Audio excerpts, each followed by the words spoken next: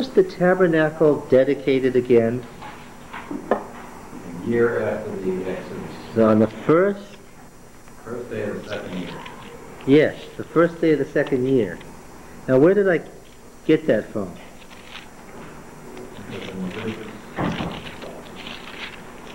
No? Right? It's Exodus 40, verse 2. The Lord said to Moses, "On the first day of the first month you shall erect the tabernacle of the tent of meeting, and put in the ark," and so forth, okay? Let's think about it again. It took 3 months to get out of Egypt to Sinai. It took 3 months to get past the golden calf, and Moses up there twice for 6 weeks to get a new covenant, right? So at the 6-month date, they were starting building the sanctuary. And how long did it take? It took 6 months. Okay? Now, here's the catch. What is the date of the census in Numbers 1? The Lord spoke to Moses in the wilderness of Sinai in the tent of meeting on the first day of the second month in the second year after they had come out of the land of Egypt, saying, "Take a census of all the congregation." What's the problem with that? Something's wrong with that. What is it? What was the purpose of taking the census? Would that define the fighting men? How many fighting men you would have to go into battle? Mm-hmm. What was the purpose of building the sanctuary? Well, that was the war camp. So that they could be pure for... To do battle against... Exactly the same reason. Yeah. Now, it says in Numbers 7, verse 1, on the day when Moses had finished setting up the tabernacle. Are you following me? What day was that? Day 2 of year 2. Yes, on the first day of the second year. On the day when Moses had finished setting up the tabernacle and had anointed and consecrated it with all its furnishings, and it's a perfect tense, so it means at that point, not around that time, and had anointed and consecrated the altar with all its utensils, the leaders of Israel, heads over their fathers' houses, the leaders of the tribes who were over those who were numbered, offered the following. What's the problem? They hadn't been numbered yet, according to Numbers 1. Yes. The census wasn't going to come for another month, according to Numbers 1, but it's more... all you need to do is read Numbers 7, 1 and following, and you've got a problem. But it's much more serious than that, because it says something else in Exodus 38. Let's turn to Exodus 38.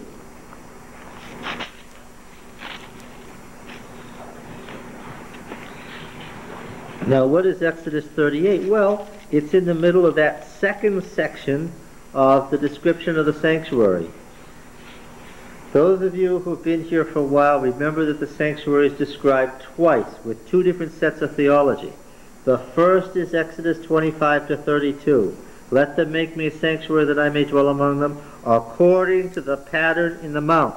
The first section emphasizes the pattern shown Moses, right? That's Exodus 25 to 32. Then, of course, when you get to 32, you got the golden calf, right? And so you have the interlude. The golden calf is chapter 32. Chapter 33 is trying to renew the covenant and Moses' tent. We're going to look at that today. 34 is the second covenant with the second set of 10 commandments. And then chapter 35 begins the second description of the sanctuary. This is the description where it's communal, not just Moses, where there's absolutely no mention of a pattern. The order is corrected, and it's generally a verbatim except where the order is corrected, and it's in this section that we find chapter 38. And what does it say here? It says in verse 21, this is the sum of the things, and it tells you how many tons of metal were used. And then in verse 21 it says, This is the sum of the things for the tabernacle of the testimony, as they were counted under the commandment of Moses for the work of the Levites, under the direction of Ithamar, the son of Aaron, the priest, Bezalel, the son of Uri. What's the problem with that, by the way? Ithamar is running things with Eliezer. Eliezer is over the Kohathites. Ithamar is running the building of the sanctuary. But where are Nadab and Abihu? Nadab and Abihu don't get killed until after the sanctuary is set up.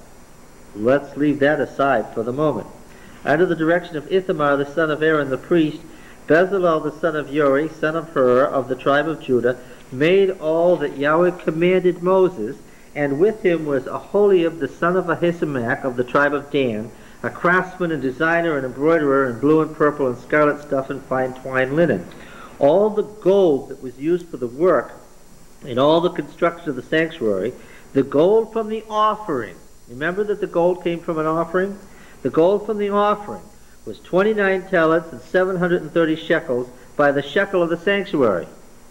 And the silver from those of the congregation who were numbered, oh dear, who were numbered, was 100 talents and 1,775 shekels by the shekel of the sanctuary.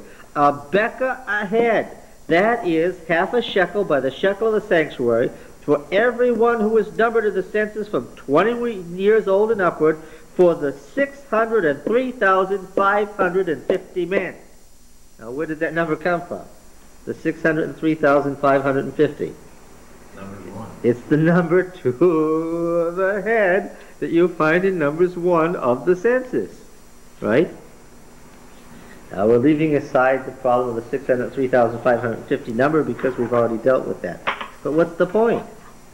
The point is that when Moses got the command to build the sanctuary halfway through the first year, they got the gold by a freewill offering, and they got the silver by a tax levied as a result of the census that wasn't going to be conducted for another 8 months. All right? So what's the problem? What? Yeah, the problem is that everything makes sense, including Numbers 7:1, except for Numbers 1. Number 7 isn't a problem as long as you don't say that the census hasn't occurred yet, right? Let's go back to number 7. What's our problem here? On the day when Moses had finished setting up the tabernacle and had anointed and consecrated it with all its furnishings, and had anointed and consecrated the altar with all its utensils, the leaders of Israel, the heads of the fathers' houses, the leaders of the tribes, who were over those who had been numbered, offered as follows. Okay? Does that agree with Exodus? Does that agree with Exodus? Look, this is saying here in Numbers 7:1, on the day the sanctuary was dedicated, the leaders brought their offerings according to the census figures. Does that agree with Exodus? Yes, because Exodus says that the census figures were known when they started building the sanctuary. All of these texts fit together except for which? Numbers 1. Numbers 1 has got a problem in it. Now he spoke to Moses in the wilderness of Sinai in the tent of meeting on the first day of the second month in the second year after they came out of the land of Egypt, saying, take a census. There's a reason for that. I think I'm on to it. Let's read Exodus 30, verse 11 to 16. Exodus 30.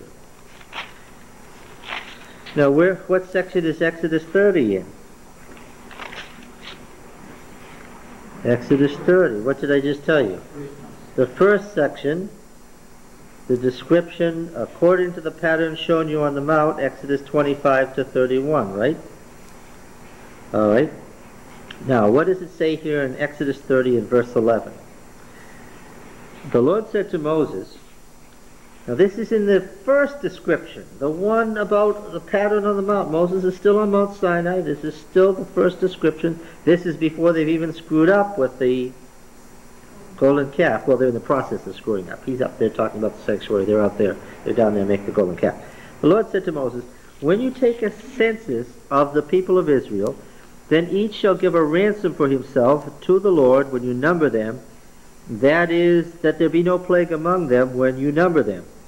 Each who is numbered in the census shall give this: half a shekel, according to the shekel of the sanctuary. The shekel is 20 gerahs. Half a shekel is an offering to the Lord. Everyone who is numbered in the census from 20 years old and upward shall give Yahweh's offering. The rich shall not give more, and the poor shall not give less than half shekel when you give Yahweh's offering to make atonement for yourselves. And you shall take the atonement money from the people of Israel, and shall appoint it for the service of the tent of meeting, that it may bring the people of Israel to remembrance before Yahweh, so as to make atonement for yourselves. So there was atonement in the actual construction of the sanctuary in this ransom. Okay? It's not an offering by fire, it's not a live offering, but it's a money offering that functions in the same way that an animal offering would. It makes atonement. Okay? How come there's no allowance for rich and poor that you can afford? Because everybody is guilty before God and equal, has nothing to do with their wealth. They all need to have atonement made for them, equally. And in the other offerings who were poor, you had the option of bringing grain. You know, this is the building of the sanctuary before we ever get that far. Now look, when was the sanctuary being built, from when to when? Month 7 through month 12. Month 7 through month 12, inclusive, right? In order to get the sanctuary building started, what did they have to do first? Tax the people. And in order to do that, what did they have to do? Take the census. So now, what day was the census taken?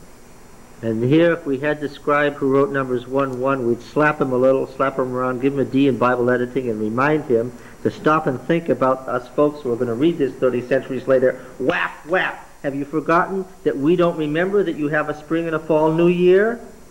And that you've gotten them confused? Because the census was taken on the first day of the second year, if you remember what day you're talking about. The way Numbers 1:1 is written, the scribe has confused the two New Year's days. What day is actually the census day? They're going to get Israel organized into a war camp around the sanctuary.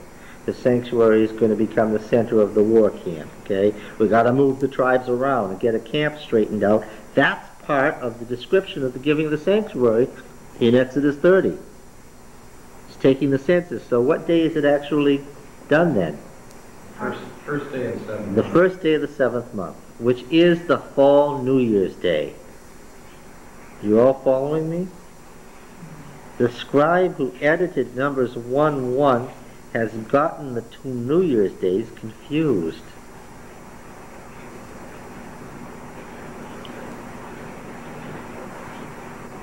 Okay? Now, on this tax, since it was a tax to build it, rather than taking free will offerings and having some guy say, well, I gave more than you did, you know, I have a better, you know, I can get a better spot in the temple, this would overcome any... To some extent, but there were two things going on at once. There was a free will offering of gold and a tax of silver. Right? Was that something then that basically everyone could afford to get? Yeah, because the free will offering of gold was whatever you could afford, and the Becca was a small amount of silver required from everybody.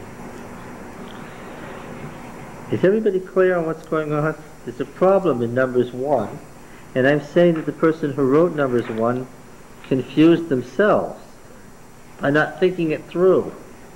The book itself doesn't hang together. If he looked at his own narrative, he would have seen that as the narrative is written, you got to have the census before the building of the sanctuary.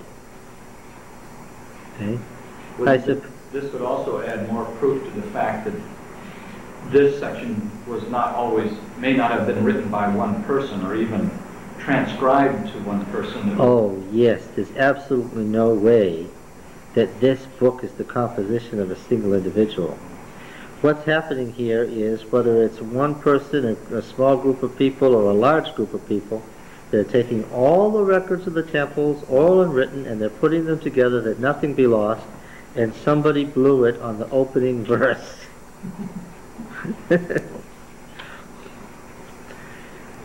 Well, I guess you could be a fundamentalist if you just didn't read the Bible, right? I heard it again this week. My own television said it, so I was inclined to believe it, right on the 700 Club, that there are absolutely no errors of any kind, literary or historical, in the Bible. And I was reading Numbers at the time, and it gave me an ulcer. Yes, you can believe that as long as you don't study the Bible. Now, this has nothing to do with the Bible's the Word of God or anybody's salvation, but if you're straightening it out, then you need to look at these things, right? Okay.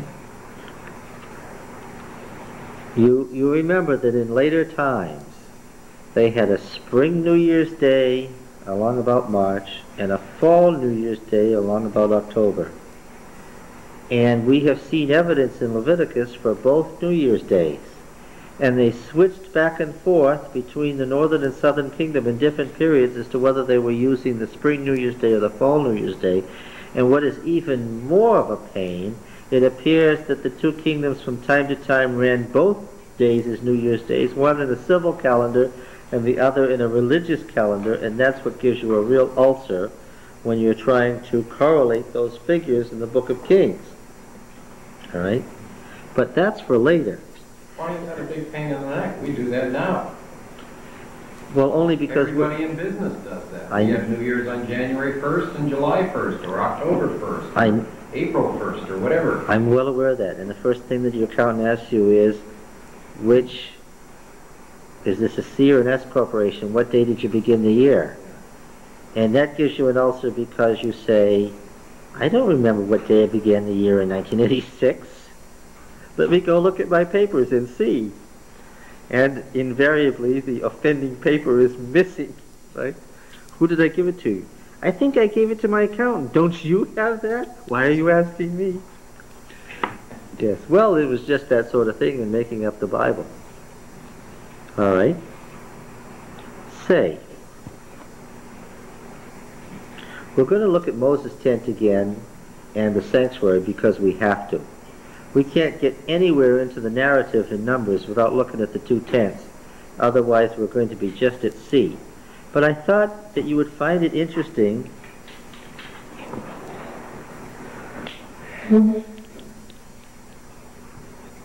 Well, I didn't put Genesis 49, the Testament of Jacob, on here. Remember the Testament of Jacob? The dying blessings of Jacob on each of the tribes? But I put enough up here so that we can have some fun. Genesis 29 is the original list, or at least, no, let me take that back. Genesis 29 is the first place you find it in the narrative, and it tells you their birth order. Reuben, Simeon, Levi, and Judah were born all together, the four of them, and they're Leah's children. And Leah was the real wife, remember? She was the legitimate wife. She was who Jacob married. Okay? Then Rachel supplied Bilhah, her maid, to give her legal rights, and that was the birth of Dan and Naphtali, so Dan is a firstborn child, you see. Then came Gad and Asher. Leah responded by giving her maid, and so Gad was a firstborn tribe, too, and Asher. Then Leah had two more children, Issachar and Zebulun, and then finally Rachel had Joseph and Benjamin, and she died in the childbirth of Benjamin, remember. In Genesis 35 and Exodus 1, there's two more lists, and the list in Exodus 1 is identical to Genesis 35. Reuben, Simeon, Levi, and Judah stay the same. Issachar and Zebulun, which are Leah's other children from later, better bring the camera over here. These two children from later got moved up in the list so that they're listing what? All of Leah's children together, 6 tribes. Reuben, Simeon, Levi, Judah, Issachar, and Zebulun. Then they took Rachel's children because she was the second wife and listed them in order of importance next, Joseph and Benjamin. Then they took the two concubines, Bilhah and Zilpah, in the order that they were born. Right? Nope. Dan and Naphtali, Bilhah, and Gad and Asher, Zilpah. Okay? You understand what's going on there? In other words, I can explain why they changed the order of the list. In Numbers 1, something interesting has happened. Levi has dropped out. Why? Because it's become the priesthood. In order to get 12, when you take that out, they split Joseph into his children, Ephraim and Manasseh. Okay? So that gives you 12. And what did they do? They took Gad, this tribe here, and this tribe took the place of Levi. And all the other lists are predicated on the assumption that Gad has filled in for Levi. Reuben, Simeon, what's happened here? Gad has been moved up to fill in for Levi. Judas holding his position. Issachar the same. Zebulun the same. Joseph has become Ephraim and Manasseh. Then Benjamin, Dan, Naphtali with Gad. Gad got moved up, right? And so you have Gad, Asher, and Naphtali. They couldn't decide, and it happens again in Genesis 49, whether Asher or Naphtali should come first. See that switch? That is seen also, that distinction is seen also in Genesis 49, and we find it again further on in Numbers, the reversal of Asher and Naphtali. So, that's how we got the list that is found in Numbers 1 that becomes the list for the order of the tribes. Now I changed the order of the tribes. Judah, Issachar, and Zebulun. Now the way I always had them, I hated to do this. I had the tribes all mapped out exactly the way I was sure they were. Taught it that way for 17 years, but it's wrong.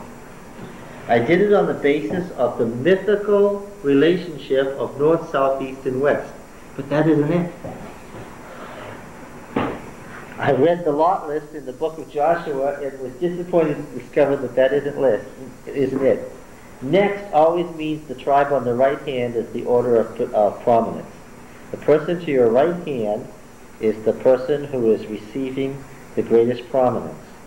And it's on your right hand as you face the sanctuary. This was very distressing, but Issachar and Zebulun stayed where they were. Simeon is here and Gad is here. Okay? We have to do it this way. This is the way that it is correct. Simeon's over here, Gad is over here. Benjamin and Ephraim, even if Benjamin means son of the south or son of the right hand, he doesn't take the order of precedence. He's the younger son. Ephraim and Manasseh were the two older sons. Actually, Ephraim was second, but he became the firstborn. Ephraim is here. Manasseh is on his right hand. Benjamin is up here. I'm sad to say. Now, Dan is here. Naphtali is not the chosen tribe. Asher is, as you face the sanctuary, Asher is here and Naphtali is here. And this is why, when they cast lots for the order of the land, you remember the Transjordanian tribes are Reuben, Gad, and half the tribe of Manasseh. And they came to Moses and they said, we, Reubenites, Gadites, and we, half the tribe of Manasseh, want to live together. And it says that Moses let Reuben, Gad, and half the tribe of Manasseh have Transjordan. Now Gad, of course, takes on a different name later in the Old Testament. In fact, Gad is the shortening of the true name. What is it?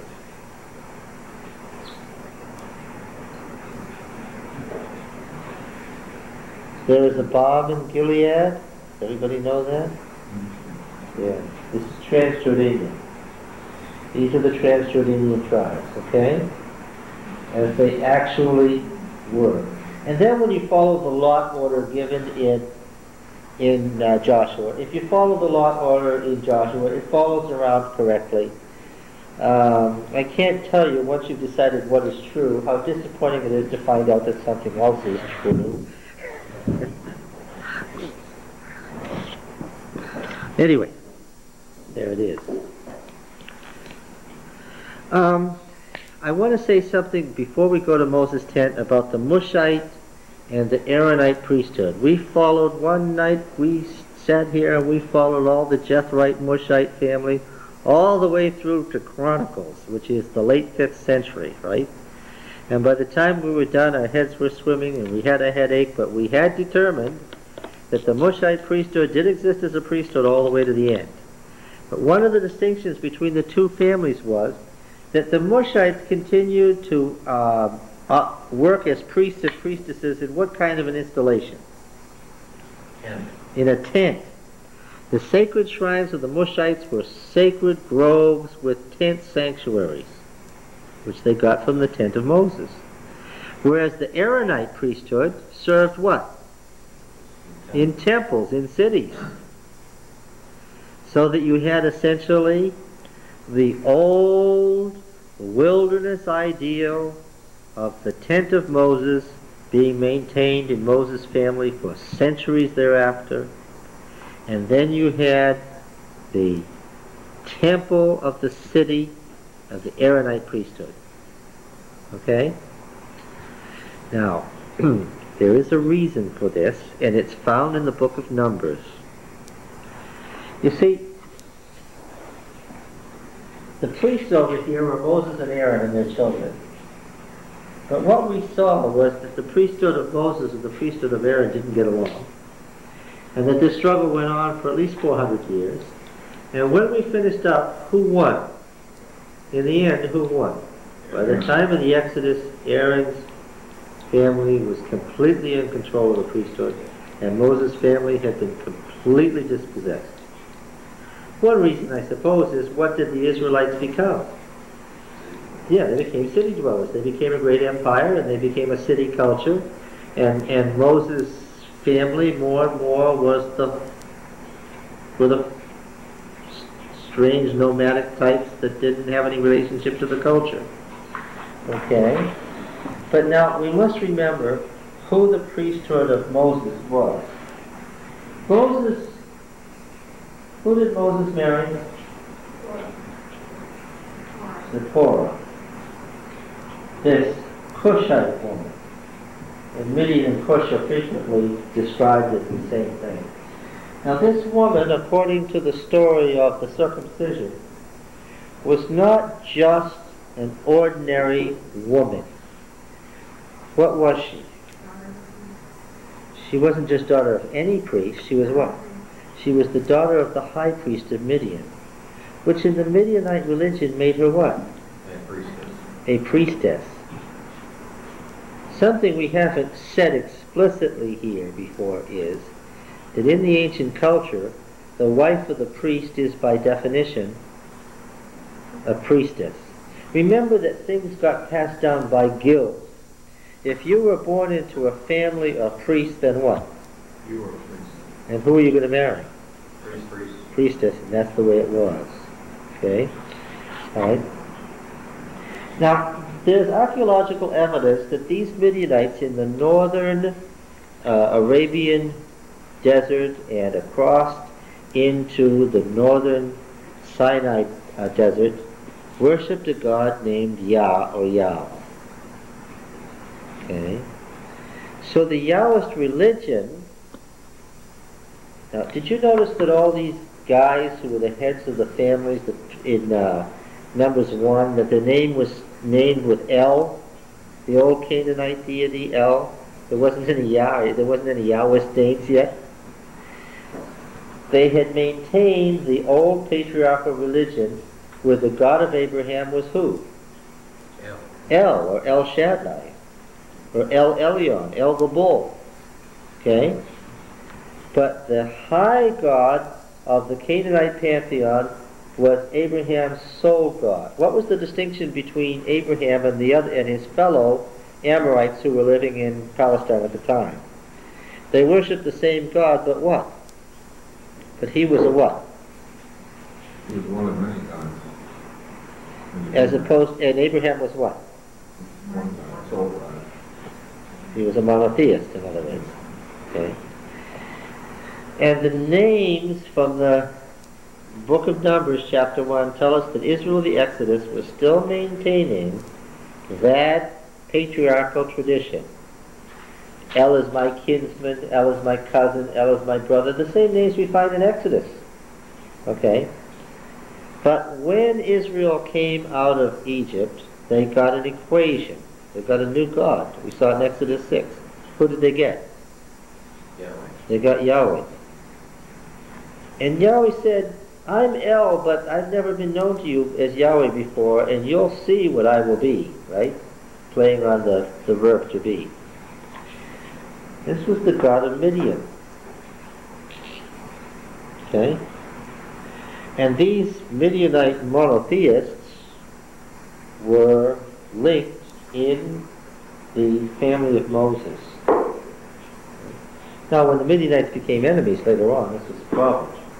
Moses' priesthood was a continuation of the priesthood of Midian. Now it says that the Midianites and the Kenites went up with Israel, right, into Canaan. We're going to find in Joshua that it tells us exactly where the family of Moses started out from and so forth. Who was this Jael, the wife of Heber the Kenite? Who was this? This was a descendant of Moses and Zipporah. And so was her husband, the Kenites. Okay? This race of Mushite priests. Now, lots of people in Israel were foreigners.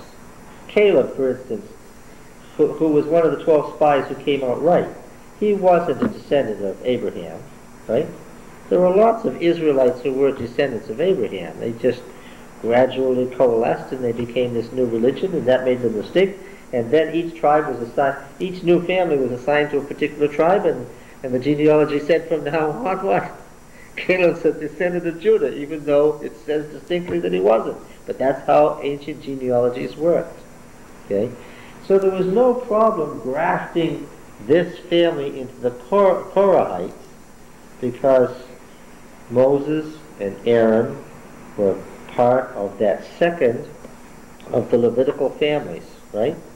It was Gershon, Kohath, and Merari, and even though Kohath was the second son, his family soon took precedence, didn't it? Right? And Moses and Aaron were Kohathites, and we're going to read about the rebellion of Korah, the Kohathite Korah, and Korah was what relationship to Moses and Aaron? Korah, Dathan, and Abiram, this rebellion. Who was this man, Korah? He was a first cousin of Moses and Aaron. So here's Moses' priesthood linked to Midian and the foreigners, the Kenites. Kenites are one tribe of Midianites according to Genesis. Who did Aaron marry?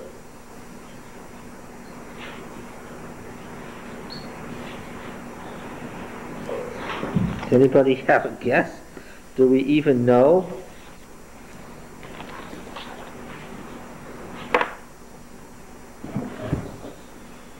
Does anybody have any idea? Well, it tells us in Chronicles. Let's see if we can go to 1 Chronicles and see if we can find it.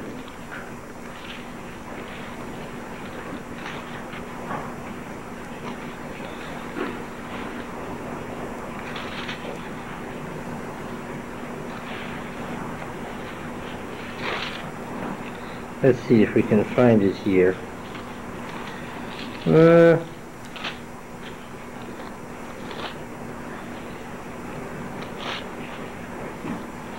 I'm sure I wrote it down, but in any case, what?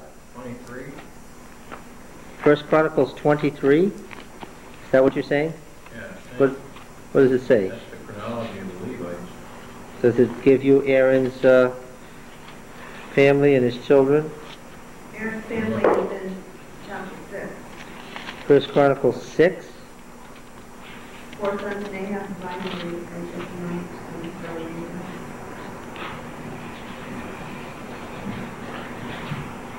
Yes, it does say that, doesn't it? But it doesn't tell you the key thing that I wanted you to know. We'll come to the text presently. I'm sure that we'll run across it. Aaron married the sister of Nahshon of Judah. Who was Nahshon? Oh, it's Exodus 6, is it not?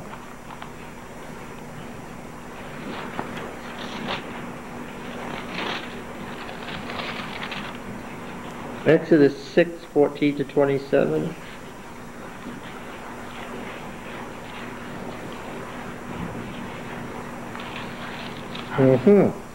Yes, indeed.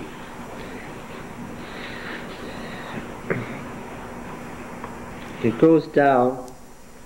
It starts telling you about Reuben in verse 14. In verse 15 it mentions Simeon, the next oldest.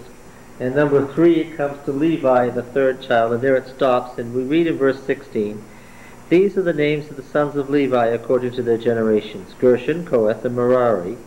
The years of the life of Levi being 137 years. So he was long-lived, you see. The sons of Gershon, Libni, and Shimei by their families. The sons of Kohath, Amram, this is the father of Moses and Aaron. Izhar, Hebron, which is not a person but a city. Genealogies do this. And Uzziel, the years of the life of Kohath being 133 years. The sons of Merari, Mali, and Mushi. These are the families of the Levites according to their generations. Amram took to wife Jochebed, his father's sister, and she bore him Aaron and Moses, the years of the life of Amram being 137 years. The sons of Izhar, Korah, Nepheg, and Zikri. This is our Korah who rebels. And the sons of Uzziel, Mishael and Elzaphan, and Sithri. And Mishael and Elzaphan are mentioned in Leviticus 10 as the cousins who were told by Moses to go get the bodies of Nadab and Abihu out of the sanctuary after God has killed them. Right? Tells you Moses said to his uncle's sons, his cousins, go get them. And then verse 23, Aaron took to wife Elisheba the daughter of Aminadab and the sister of Nahshon, and she bore him Nadab, Abihu, Eliezer, and Ithamar, and so forth. Now, do we know who this man Nahshon is? Numbers chapter 1. He's the elder of the tribe, isn't he? Yes. Of which tribe of all of them? Judah. Yeah, and which tribe is that? Verse 7, Numbers 1 and verse 7. These are the 12 tribal chieftains who assisted Moses and Aaron in the... And who is this guy? He's the tribal chieftain of Judah, the most numerous and influential tribe. And where were Moses and Aaron living? In front of Judah. And who was this Aminadab? Ancestor of our well-known and favorite king, David. Look, David's family, his ancestors were intermarried to the Aaronites. Do you understand? Moses' family was from the Kenites, the northern Midianites, foreigners, whereas the Aaronites were what? Hebrews. They all intermarried. Judeans. Yeah. Not just Hebrews, but Judeans. Do you catch it? Yeah. It's not surprising how the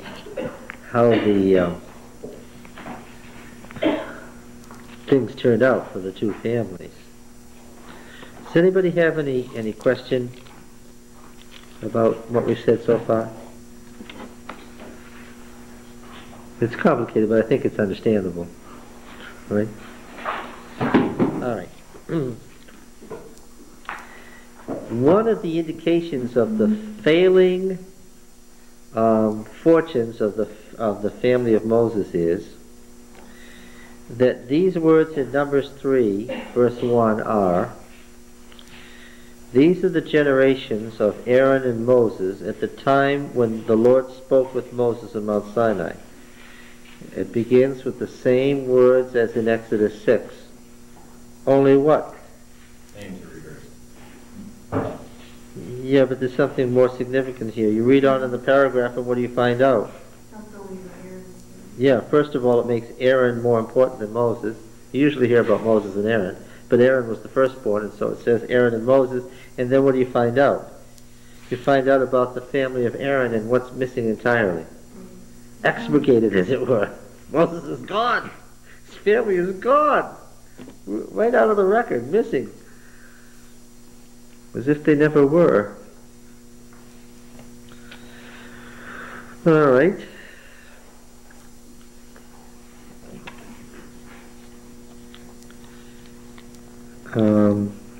Yes, now.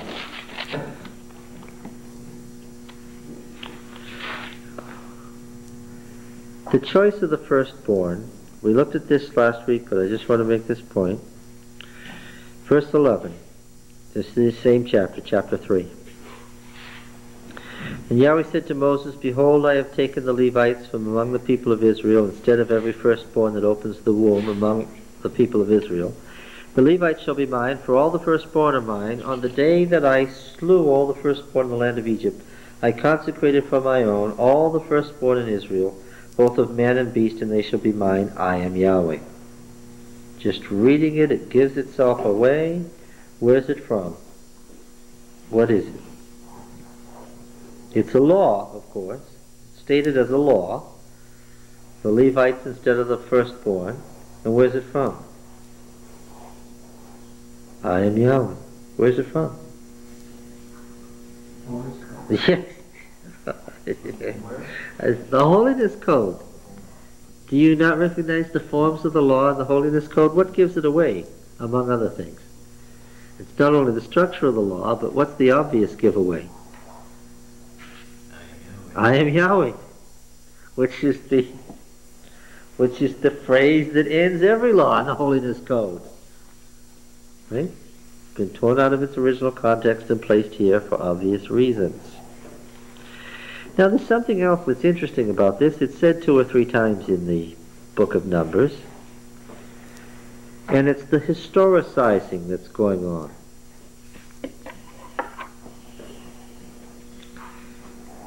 Remember, we've talked so often about the cyclic view of time and the mythic view of time, and how all this sanctuary system is based on those endless cycles and their interrelationship to each other.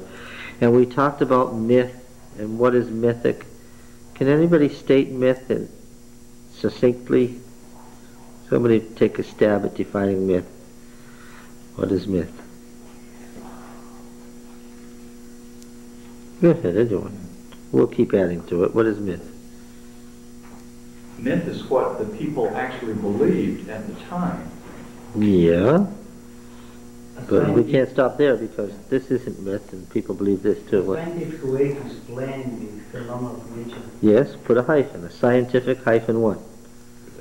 A scientific, religious way of explaining the phenomena of the world. The whole world. Okay? We need to say something more about myth than that. That the scientific hyphen religious way was to personify the forces of nature, right? To personify the phenomena of nature and tell stories about their interrelationships. And those stories were told in poetry. Hence, mythopoeic thought. Mythopoeic thought. Okay? It wasn't religion, it was science. Religion, all one thing. In a poetic structure. You see that same thing from the time of Judges in the Greek stuff. In Homer, for instance. In the myths from Egypt. In the myths from Mesopotamia. The Enuma Elish and so forth. The Gilgamesh cycle. Mythopoeic thought was couched in poetry. One of the things we notice as we study Genesis, Exodus, Leviticus, and Numbers is that poetry keeps bubbling to the surface. A lot of what isn't placed in poetic lines are poetry. They have the same number of syllables. They show all the typical things that you see in poetry. Rhyme and slant rhyme and internal rhyme and meter and assonance and dissonance and chiasm and all that kind of stuff, metaphor and simile and so forth, multiple meanings, intensity of meaning and economy of words. It's poetry. Many scholars believe that the whole thing from beginning to end was once a giant poem, just like all the stories of Homer, with this giant cycle of poems that told the whole story of Greece from the beginning of creation down to the time of the poet. There probably existed once upon a time in its oral form just such a thing from which we get this as we have it now. Well, why would they move away from that structure, from that mythic structure, from that poetic structure to the prose that we have in the Bible? One of the interesting things when you study ancient literature is prose, which we love so much, which we Westerners love so much. Prose is an invention of the Old Testament. Prose is an invention of, to say something's prosaic, that it's plodding along, but there are things that you can do in prose that you can't do in poetry. For instance, when we read the Ark narrative, he's going to talk about Yahweh's lordship over history in detailed ways that he can do in prose. When we read the throne succession narrative, where he begins analyzing the motives of David's different sons, what their multiple motives were in wanting the throne, and how they interrelated, he's telling us a story in the modern sense. He's moved away from the mythic. You don't get any analysis of Baal's motivations in the mythopoeic stuff we have in the Baal cycle. Okay? Now, prose, this is a big thing. If you're taking notes, this should be written down and have exclamations and stars and so forth. Prose is an invention of the Old Testament. And prose moves away from myth toward what? Away from myth. And myth goes in cycles, right? Endlessly. It's the same thing over and over. You don't make any progress in myth. The only progress you make is what? You're going to get back to the same point in the cycle. You know you are. How often is the fight between Baal and Mot? How often is the fight between life and death? Annually. There's a dry season. There's a rainy season. There's life and death. And how often are the people going to reenact the myth in the temple? Every year. That's the mythic cycle. Every year, the whole cycle. But in the Old Testament, we're moving away from myth, and this is a good example right here. What are we moving to? History. Yes. We're moving away from mythic explanations to events that are rooted in specific, once-for-all actions that happened this way. Give me a specific, non-repeatable event. The Exodus. What particularly in the Exodus? You could say the whole Exodus, that would be fine, but what else? Yes, the event of the sea. The once-for-all moment of salvation, when God saves his people from Egypt and destroys the Egyptians. It becomes history. What's the reason for the firstborn? Look, they had firstborn in the patriarchal times. Throughout the ancient Near East, the firstborn was sacred because they were the new life. It was part of the cycle. It was the cycle beginning again. It was a mythic reason. And every religion was patriarchal originally. You had the patriarchal unit, and who was the priest of that family? The oldest male in the family, and that's mythic, and Abraham followed that mythic pattern. But that's not the reason given here. What's the reason? On the day that I slew the firstborn of Egypt, I won the firstborn for myself. What's the reason? It's not a mythic reason, it's what? It's an event in time. Yeah, and therefore it's what? It's history. Now, of course, they said history has continuing implications carried into the present. We can celebrate that history in the Passover, right? But the Old Testament moves steadily away from myth to history, especially the closer you come to the 8th century. Why? Because in the 8th century there was a showdown. Right? In the 9th and 8th centuries, Yahwism had a showdown. And it wasn't immediately apparent that this showdown was going to happen. Yahwism destroyed the Canaanite culture, but what? Ultimately did destroy it, but what? Then there was a rebound from the northern Canaanites, the Phoenicians, and what came back? The Canaanite religion came back in the form of the Tyrian Baal. And there was a showdown between Yahwism and Baalism. And the closer you come to that showdown, the less and less willing anybody is to talk in mythic terms. All this mythic stuff that we have in the temple calendars and so forth is less and less used by the prophets. Why? Because of the written history. Why did they want to move to history? As a reminder to Yahweh. But because they're facing, because Elijah and Elisha and the others are facing this death struggle with Baalism, what do they not want to use? They don't want to use the terminology or the worldview of the Baal religion. And so you have much more emphasis on history and less emphasis on myth until it's been expurgated. By the time you get down to the prophets, they have expurgated the whole language of the mythic imagery that comes from the ancient religions. They don't, in some places, they don't even like poetry that uses those words. So they go to prose.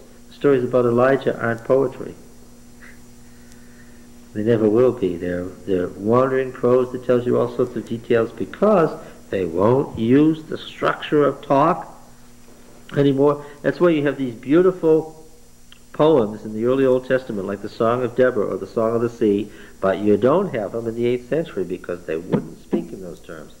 Now later on, when the Tyrian Baal was dead, mythic imagery comes back. Read Zechariah, read Ezekiel, read Daniel. And all that mythic imagery has reappeared. It's united to history, and we call that apocalyptic. Yes?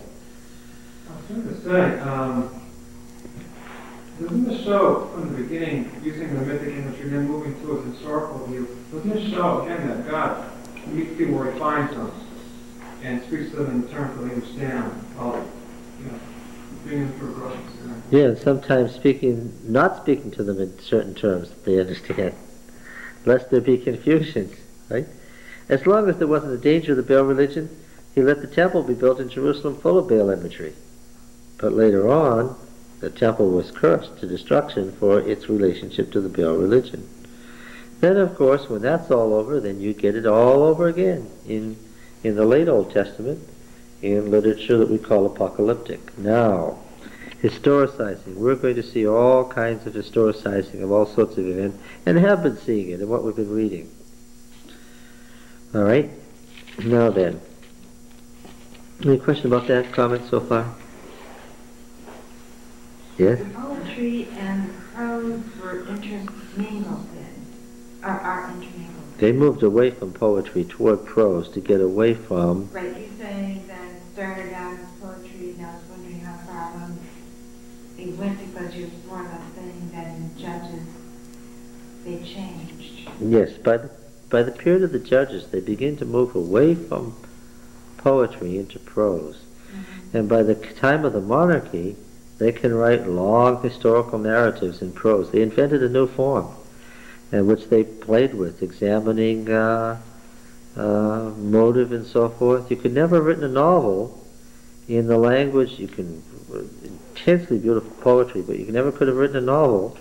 I've been in Jewish bookstores where they would have the stories of the myth of Ruth, the myth of, and I never thought about it until you said it out. I think they're using that idea and telling stories. Yes. Now, let's see what we have here further. We looked at the first 3 chapters, I think. Then we looked about setting up the 3 Levitical families in chapter 4.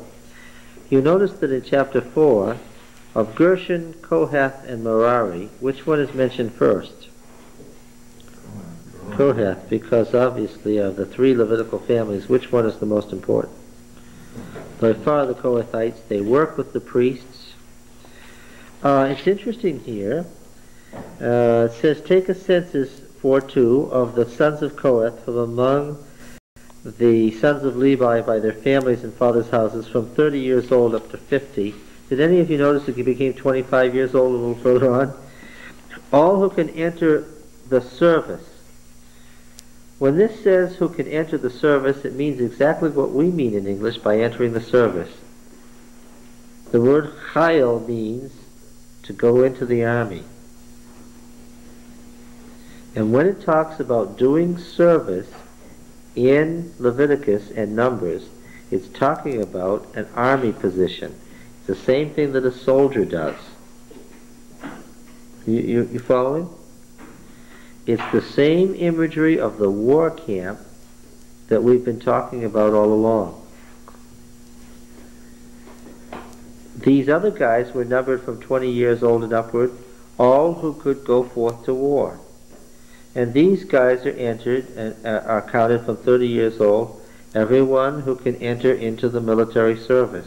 Working in the tabernacle was seen as being part of the army just like everything else. It's a war camp. One more rather insignificant item. It's about the goat skins that covered the tabernacle. Let me remind you what I said before. It's not goat skins. Tachash does not mean goat skins. It means seal skins. Seal skins. Where did they get seal skins? Yes, a number of these sites that they camped at were on the ocean by the Gulf of Aqaba, Gulf of Suez.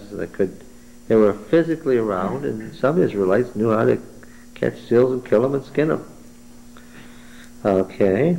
Was that so that they wouldn't have to skin all their sheep and stuff? Yes. That they had to live off of? That's right. Everything was covered with goat skin.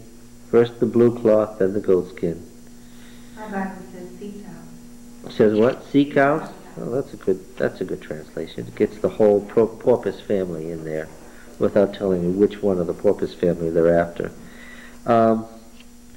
The altar was covered with purple because, of course, that was the mingling of the blue with the red of the blood, which made it purple. It had a purple cloth over it. And then the goat skin. And, of course, the ark wasn't covered with anything at all but the blue cloth. So it's the only one that would have stood out, because there it is with the blue silk over it. You would have seen it. All right. You notice that it's in verse 16, 4:16, and Eliezer the son of Aaron the priest shall have charge of the oil for the light, the fragrant incense, the continuous seal offering, the anointing offering, with the oversight of all the tabernacle and all that is in it, the sanctuary and its vessels. So the Kohathites worked with the priesthood directly.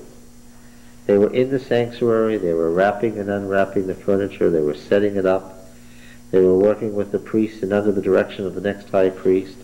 It's not surprising that the challenge came from among the Kohathites. It's a little replay of the great controversy there. And Gershon gets the tent coverings, the screen that's the door, the outer door, the court hangings, the court door, and all the courts. The Kohathites get the ark, the table, the lamp, the altars, and the fire pans and pots and so forth. Merari gets the frames and bars of the tabernacle itself, and the pillars and bases and pegs and cords for the hangings that made up the court around it. All right. The other results of the census show that we have 2 clans, and 3 clans among the 3 Levitical families. All right, a couple hundred people each. And now then, in chapter 5, verse 1, Yahweh said to Moses, command the people of Israel that they put out of the camp every leper and everyone having a discharge, everyone that is unclean through contact with the dead. Boy, this is familiar stuff, isn't it? This is a shorter form of Levitical law. Here it's not in the form of a law at all, but a narrative. Put out both male and female, putting them outside the camp, that they may not defile their camp in the midst of which I dwell. That's clearly the theology of the sanctuary. God dwells in the midst, keeps the place pure. Now, from that point on, we have a series of laws, accretions, that have just attached themselves right here. What looked like a law, they've added a number of laws underneath it, and these laws would have done well to have been included in Leviticus rather than here. They're really unrelated here. I wish they were in Leviticus, but they're not. So let's read them. Verse 5:5. And Yahweh said to Moses, say the people of Israel, when a man or woman commits any sin that men commit by breaking faith with Yahweh, that person is guilty. He shall confess his sin which he's committed, and shall make full restitution for his wrong, adding 20% to it, giving it to him to whom he did the wrong. This is the law of restitution. This would come under the section of guilt offerings that we saw earlier in Leviticus. If the man has no kinsman to whom restitution may be made for the wrong, the restitution for wrong shall go to Yahweh for the priest in addition to the ram of atonement, which is exactly what it says in Leviticus, for a guilt offering, with which atonement is made for him. And every offering, all the holy things of the people of Israel, which they bring to the priest shall be his. Every man's holy thing shall be his. Whatever any man gives to the priest shall be his. And then we have this interesting law. Every so often when you're reading the Bible, you hit upon a section that reminds you just how foreign and how far removed their thought processes were from ours, and how utterly different we are from them. And this is one of those passages where you raise your eyebrow and you say, what? But here it is. I'm going to read through this without anybody of the female gender raising their hand and asking any questions. Yahweh said to Moses, say to the people of Israel, if any man's wife goes astray and acts unfaithfully against him, if a man lies with her carnally and is hidden from the eyes of her husband, and she is undetected, though she has defiled herself, and there's no witness against her since she was not taken in the act, and the spirit of jealousy comes on him, and he is jealous of his wife, who has defiled herself, or if the spirit of jealousy comes on him, and he's jealous of his wife, though she has not defiled herself. And that's the part that gets you excited. A man shall bring his wife to the priest, bringing an offering required, 1/10 of an ephah of barley meal. He should pour no oil on it, put no frankincense on it.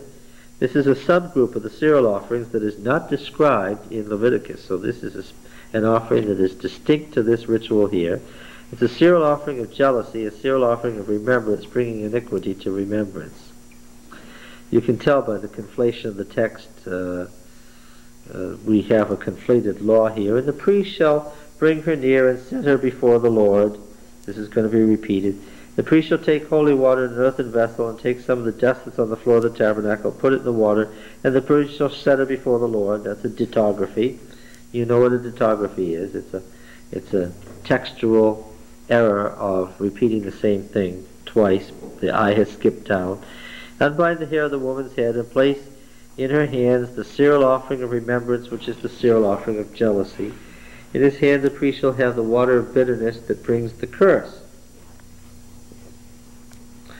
Well, they didn't tie the woman up and throw her into the river the way they did in Babylon to see if she sunk or swam, and if she floated she was innocent, and if she drowned she wasn't.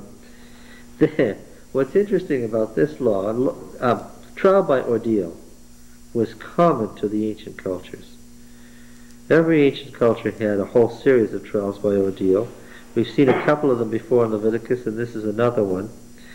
What's interesting here is that the trial by ordeal here is acted out entirely on the psychological plane. I meant it when I said that they don't throw the person bound into the water to see if they drown. Here, they go through a ritual that says what? If you're guilty, may you have a miscarriage because God knows. And if you're not, don't worry about it. And so what was the desired result then? What? No. Oh, the man can go home and not worry about it, because if something bad happened, then Yahweh will show it, and if it didn't, he doesn't need to worry about it anymore. But it's on the psychological plane. What's supposed to happen? And by the way, the setting is that the woman is pregnant. That's a given here. What's supposed to happen? If she's guilty, what? Yes. And if she's not, what? Nothing will happen. The priest will make her take an oath, saying, if no man is lain with you, and if you have not turned aside to uncleanness, while you are under your husband's authority, be free from this water of bitterness that brings a curse. But if you have gone astray, though you are under your husband's authority, you've defiled yourself, and some man other than your husband is lain with you, then skip the thing in parentheses. That's a marginal clause. Yahweh make you an execration and an oath among the people. When Yahweh makes your thigh fall away and your body swell, may this water that brings the curse pass into your bowels and make your body swell and your thigh fall away. The woman shall say, Amen, Amen. The priest shall write these curses in a book, not in a book. That's not what it says. It's anything that can be written on. It could be a stone. Wash them off into the water of bitterness, and you make the woman drink the water of bitterness that brings the curse. Here's the old idea that the word is powerful. The word creates something. The word, the oath once uttered, can never be taken back. Now this curse is written down. That makes it a real curse. And now it's washed off into the water, meaning what? The curse is really in that water. Now if you drink it, what? You just know. You don't have any question about it. You just know that if you're innocent, what? Nothing's going to happen. And you know, all reality tells you for sure, that if you are not innocent, what?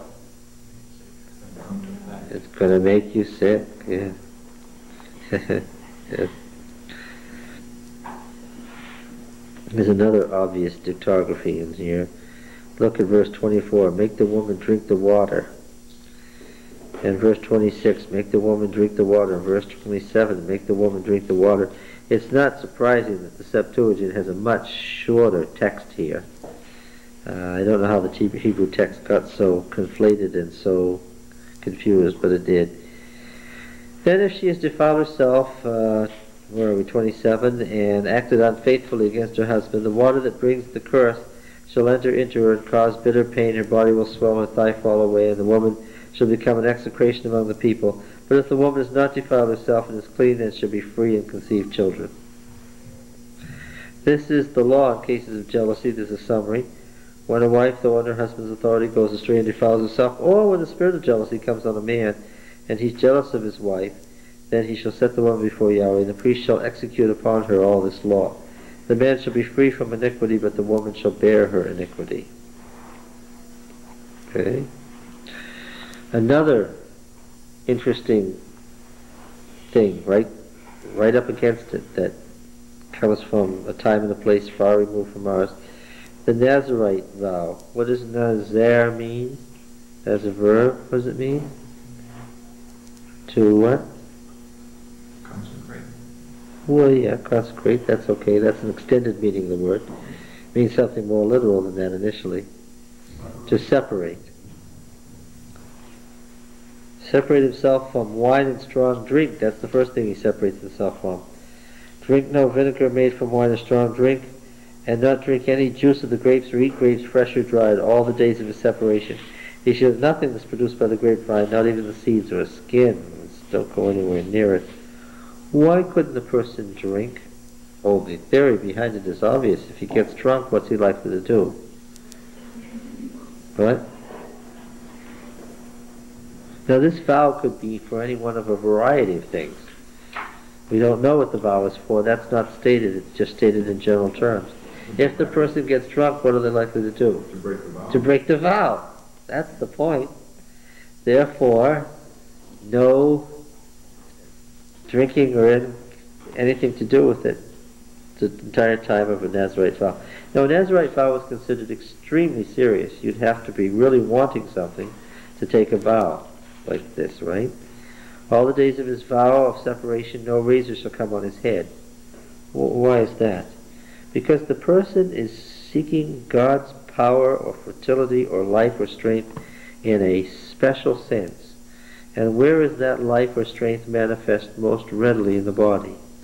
Oh, they had no question in the hair. Why? Because the hair grows faster and more obviously and more visibly than any other part of the body, and therefore it was assumed that what? Since it grows faster than anything else, then obviously the life force is where? Is in the hair. Well, look, we've been through this lots of times. Right? So, this was an argument in favor of Absalom being king. And what was that? The poundage of hair when it was cut off, how thick his hair grew. This would be an argument for some folks here not to be king. What are you talking about, John? I'm looking in my Bible.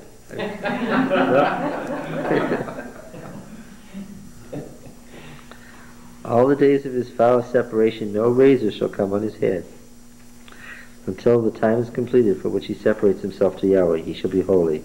He shall let the locks of hair of his head grow long. Oh, the most familiar example of this is Samson, right? Who didn't do so well at staying away from wine and strong drink, and illustrated the principle that if you get drunk, what? You're probably going to violate your vow. All the days he separates himself to Yahweh, he shall not go near a dead body, neither of his father, his mother, brother, or sister. If they die, he shall make himself unclean, because the separation of God is on his head. All the days of his separation is holy to Yahweh. If any man dies very suddenly, he's a vessel of Yahweh's special activity, just like a priest. He's holy to Yahweh. If any man dies very suddenly beside him, somebody has a heart attack, for instance, and he defiles his consecrated head, then he shall shave his head on the day of his cleansing. On the 7th day he shall shave it. On the 8th day he shall bring... Remember when you touched a dead body, you were unclean, and you had to go through this ritual of cleanness? That's what it's talking about. On the 8th day he shall bring 2 turtle doves or 2 young pigeons to the priest to the door of tent of meeting. The priest shall offer one for sin offering, the other for burnt offering, and make atonement for him, because he sinned by reason of the dead body. The theological supposition here is, you take a Nazirite vow, you break the vow. Even if it's not your fault. Breaking the vow is what? Is a sin. Well, then why do you have to make atonement? Because as we've studied, the theology of the blood sacrifices was that they made atonement for sins that what? Were committed unwittingly. That's the whole theory. If you sin deliberately, what? There isn't any atonement. Separate himself to Yahweh for the days of his separation, bring a male lamb a year old for a guilt offering. Now the guilt offering is not only is it a sin, what else is it?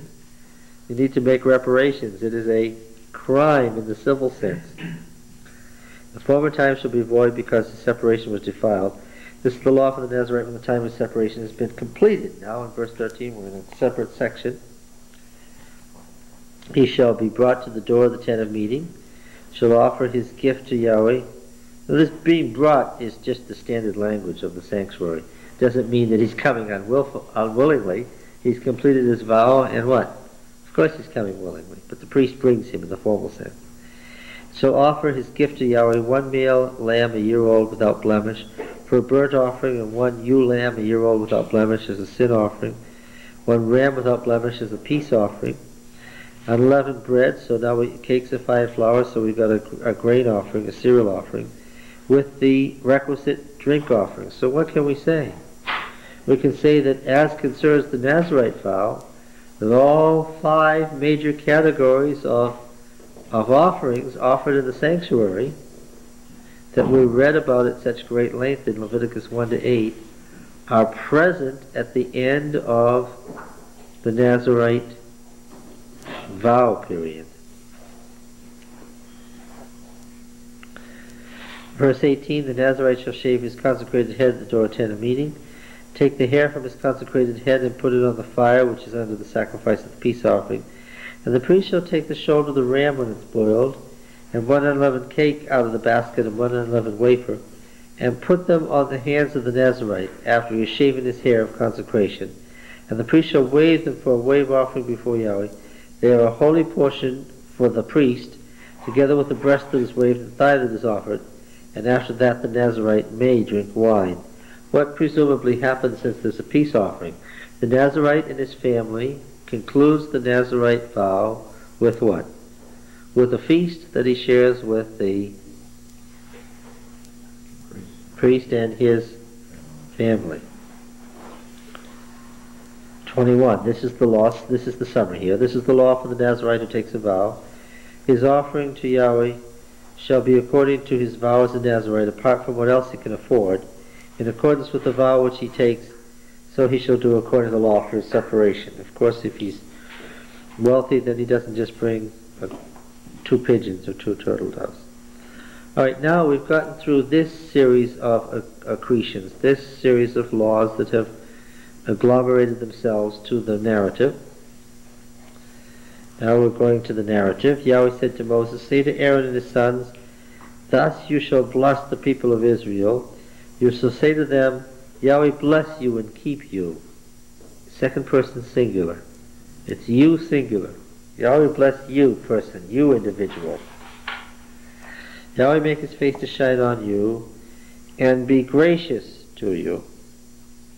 Yahweh lift up his countenance upon you and give you peace. So shall they put my name on the people of Israel, and I will bless them. This is part of the name theology. The name of God is as sacred as himself, and the name of God is a stand-in for God, because God is not personally present. When would you suppose that this Nazarite law was written and put in the book? Well, those are you asked 2 very different questions. What did you say again? Well, when do you suppose that this was written into the law? Well, it is a subtype of vow. And we saw an appendix on vows at the end of Leviticus that had somehow fallen out of the Levitical code.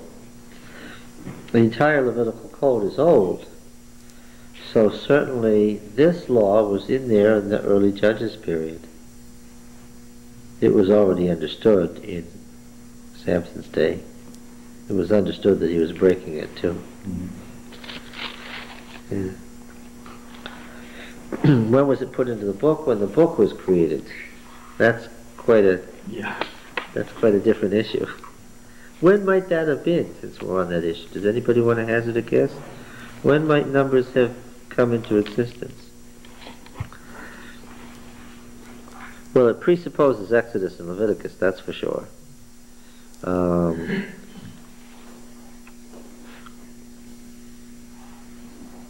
We've got some very, very early old narratives and some quite late narratives. There were folks who worshipped Balaam, the son of Peor, as the founder of their cult in the Jordan Valley in the 7th century BC, the time of the great classical prophets. And the Balaam texts that were just discovered at Deir Allah show that Balaam was a religious hero and the founder of a cult that survived quite some time at Deir Allah in the Jordan Valley, and that will have to do with the Balaam cycle and how late it was. Of course, even the book shows us that the Balaam cycle is later than the rest of the book anyway. So it was in process for many centuries. Yeah. All right, now we can read chapter 7 without being too concerned. On the day when Moses had finished setting up the tabernacle and anointed and consecrated with its furnishings, and had consecrated the altar with its utensils, the leaders of Israel, heads of the fathers' houses, the leaders of the tribes, who were over those who were numbered, offered something. It's a blank. There's no direct object, and there needs to be structurally in Hebrew. They offered something, and also they brought their offerings before Yahweh, 6 covered wagons, 12 oxen, a wagon for every 2 leaders, and for each one an ox. They offered them before the tabernacle. The impression I get, since the text is confused, is that what it said originally was that on that day the leaders of the tribes brought their offerings on these wagons. Okay, that's apparently what it's trying to say. And Yahweh said to Moses, verse 4, accept these from them, that they may be used in doing the service of the tent of meeting, and give them to the Levites, to each man according to his service. And yes, the Egyptian campaigns into Syria at this time used wagons drawn by oxen to carry the armaments. So this is certainly an authentic detail here. They didn't use oxen for very long because they were slow. Oh, I was thinking about this war camp. This must have been a very strange sight. It was all neatly arranged as a war camp in the Egyptian army style. Anybody looking down upon it from the cliffs above would have recognized right away, what is it? It's a war camp for people who are planning to attack. Set up defensively, but it's obviously set up for an attack. But what was odd about it? The presence of the tabernacle in the middle? No. No, that would be expected. Dome tents, sacred tents were known in the ancient East. What then? The presence of a priesthood? No. Priests were part of the army. Priests went along on all the Egyptian expeditions to Syria. No, it wouldn't be that. What would have been odd?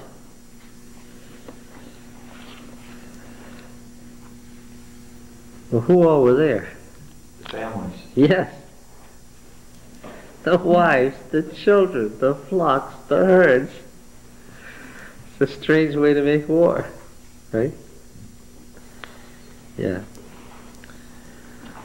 All right. Verse 10, and the leaders offered offerings for the dedication of the altar on the day it was anointed, and the leaders offered their offering before the altar. Now I know what verse 10 says, but I also know what verse 11 says. Yahweh said to Moses, they shall offer their offerings, one leader each day, for the dedication of the altar. Well, you can make of that what you will. What's the problem there? One says flatly, and without any question, that what? The offerings were made for the altar that day. And the next one says what? The offerings were made successively, and they're all exactly the same, what they offer, regardless of the size of the tribe. Okay? They have an equal share in the service of the sanctuary. And we have the summary at the end of chapter 7. We have the summary. This was the dedication offering for the altar after it was anointed.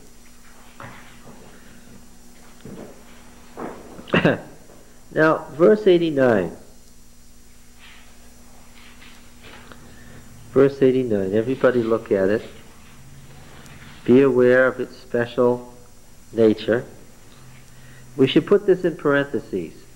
What does a parentheses mark in the Bible when we put something in parentheses?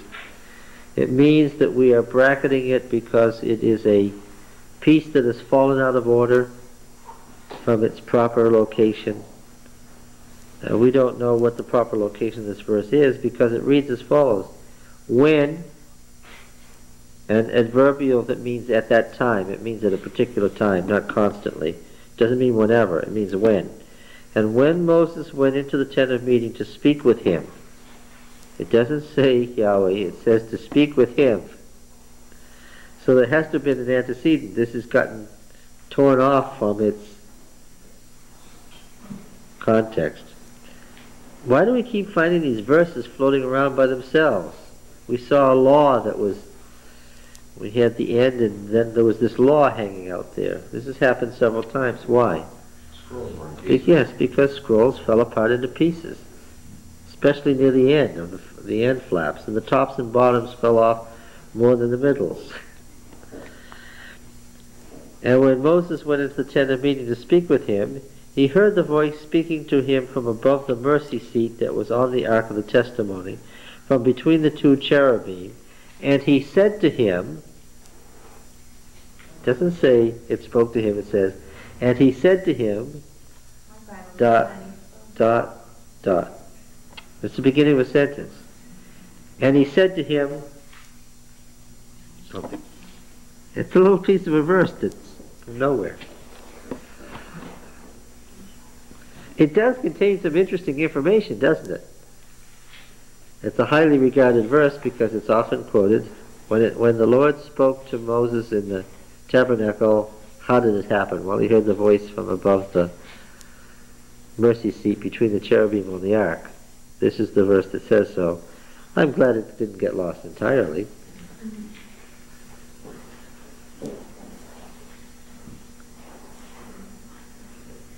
All right. Now, the next thing. This thing about the lampstand really has me going. They described the lamp in Exodus, but they never told you how to use it, what to do with it. Then there's a snatch of things that says that Moses was to dress it in the evening, and then there's another place where it says he's supposed to set it up in the morning. And then in Leviticus 24, in this nonsensical chapter where there was this strange stuff about the man blaspheming and a piece about the lampstand, and what else was in that chapter? Just, it didn't relate to anything around it. Oh, the oil, yes. How to make the oil. How to make the showbread. How to set up the lamp. And the guy who blasphemed the name. Well, here's more about the lampstand. Would somebody please go through, gather all the stuff about the lampstand, edit it together, and put it somewhere in Exodus? It's funny how the lamp seems to have been found itself here and there. Say to Aaron, when you set up the lamp, the 7 lamps shall give light in front of the lampstand. I know what the meaning of that is because I read the passage in Leviticus. What was the light supposed to shine on? Do you catch it? What was the light supposed to shine on? Table of showbread. Yes, on the table of showbread, interestingly. Everything else was in semi-darkness, but the table of showbread was supposed to be there gleaming with light. All right, and he did so. He set up the lamps to give light in front of the lampstand as Yahweh commanded Moses. And this was the workmanship of the lampstand, hammered work of gold. From its base to its flowers it was hammered work, according to the pattern which Yahweh had shown Moses, so he made the lampstand. And what does that tell me? What does that tell me? Oh, please, somebody catch it. Looks like it's from Exodus. Yes. Yeah. Where should it be? In the section Exodus 25 to 31. The only place in the Bible where we find this pattern theology. Well, how did it get here? Yeah, it fell out. And it's obvious when they were adding things in, when they had pieces of stuff, what did they do? They tended to put pieces together to get running fragments, and then they would have this longer section, and what would they do? They'd put it in somewhere. I know what they were doing. They were trying to preserve the Word of God. Every word. Every word, yes. Every word, yes. Even verse 89, which is the words missing on either side of it, but they had it, so they put it in. That's how you get these fragmentary sections, where it's just fragments that are not particularly related to each other by theme. Yeah, it sure would have been easier if Moses had sat down in the wilderness one day and written the first 5 books of Moses. You trying to tell me that Moses didn't write these books down? No, I'm not saying that. Okay, page 5.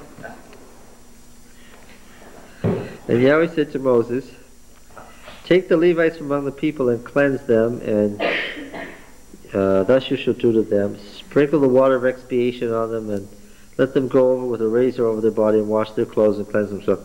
The ordination for the Levites does two things. It distinguishes them from the ordinary layman. It also distinguishes them rather directly from the priesthood, where you wash them, you anoint them, you shave them entirely, you put them in the tabernacle for 7 days, you give them all new clothes. I mean, there's a whole lot more done for the priesthood than is done for the Levites. Now, if the Egyptians shaved themselves, The Egyptian priesthood. why, if God wanted them to be totally separated from that culture, why would he have the priests here shave? Oh, I didn't say that God wanted them totally separated from that culture in the sense you're talking about. There's a lot in the tabernacle that's Egyptian. Remember I came and I brought the pictures? The Ark of the Covenant, the breastplate, all of that. it's all Egyptian. We're talking about talking in language that they understand. Because it's so much the same, you notice the differences more. And you notice the different theological explanation given to the same kind of thing. Okay. It's a study in sameness and difference. All right, then offer the appropriate offerings. Verse 11 gives us some interesting theology. Aaron shall offer the Levites before Yahweh as a wave offering from the people of Israel, that it may be theirs to do the service of Yahweh. Offer them as a wave offering before Yahweh, verse 13. Alright, same statement about on the day he slew the firstborn, he took the Levites instead of the firstborn. That there be no plague on the people of Israel in case the people of Israel should come near the sanctuary. So the Levites are standing as a mediation between the tribes and the sanctuary. There are wave offerings. First fruits, the idea of first fruits. Ah, yes. The 144,000, the first fruits, the Levites as first fruits, a wave offering, I get it, a hollow square, and so forth. All right. Yahweh said to Moses, verse 23, this is what pertains to the Levites. From 25 years old and upward, they shall go in to perform the work of service of the tent of meeting. At the age of 50, they shall withdraw from the work of the service and serve no more, but minister to their brethren in the tent of meeting. In other words, assist. And you don't do any heavy service. Thus you shall do the Levites in assigning their duties. What was the age group for the Levites? 30 to 50. Where is that?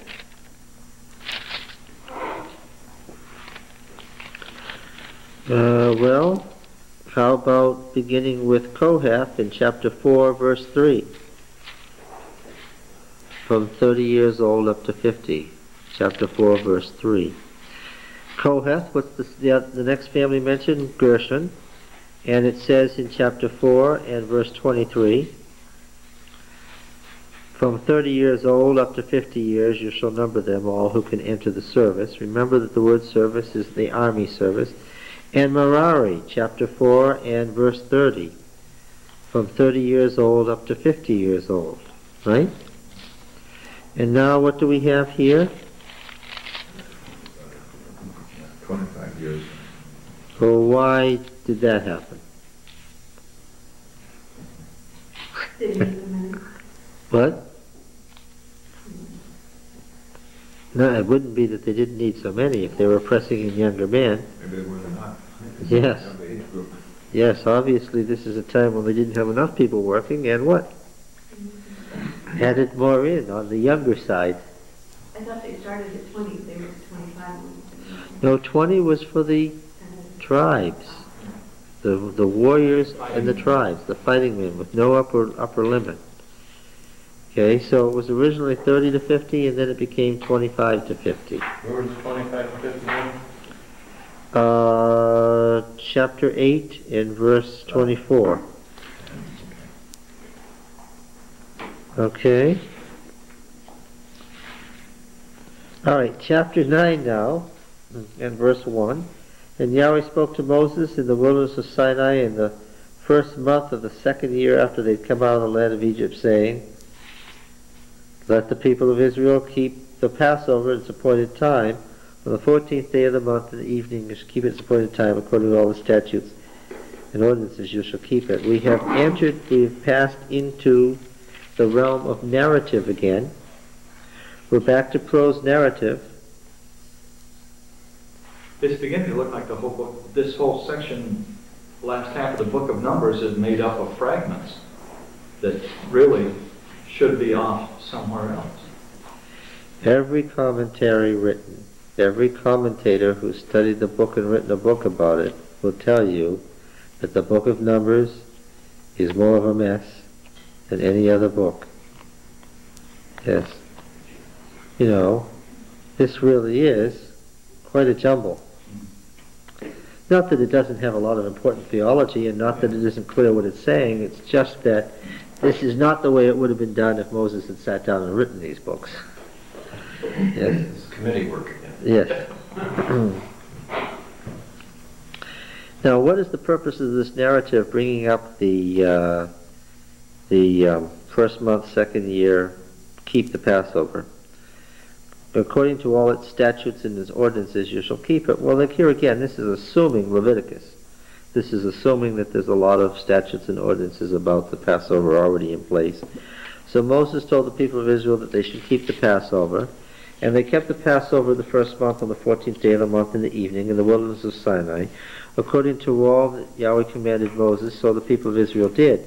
There were certain men who were unclean through touching the dead body of a man, so that they could not keep the Passover on that day. They came before Moses and Aaron on that day, and those men said to him, "Why, we are unclean through touching the dead body of a man. Why are we kept from offering Yahweh's offering at its appointed time among the people of Israel?" Moses said, "Wait, that I may hear what Yahweh will command concerning you." This is of great interest to me in this sense. The law is not hard and fast. There's some things that the law hasn't spelled out. What's Moses' attitude toward that? Okay, let's find out. Yeah, let's find out. We saw the same thing in the story about the man who blasphemed. The picture of the law as given through Moses is some sort of rigid thing that crystallized and that's all there was to it, isn't what the narratives give you at all. There's an assumption that the law is not once for all, but what? An ongoing adaptation to the actual life of the society. Here's a real life detail. Somebody's died. Somebody's carried the body of the person out. They've got to stay outside the camp now for 7 days. They're going to be outside on that day.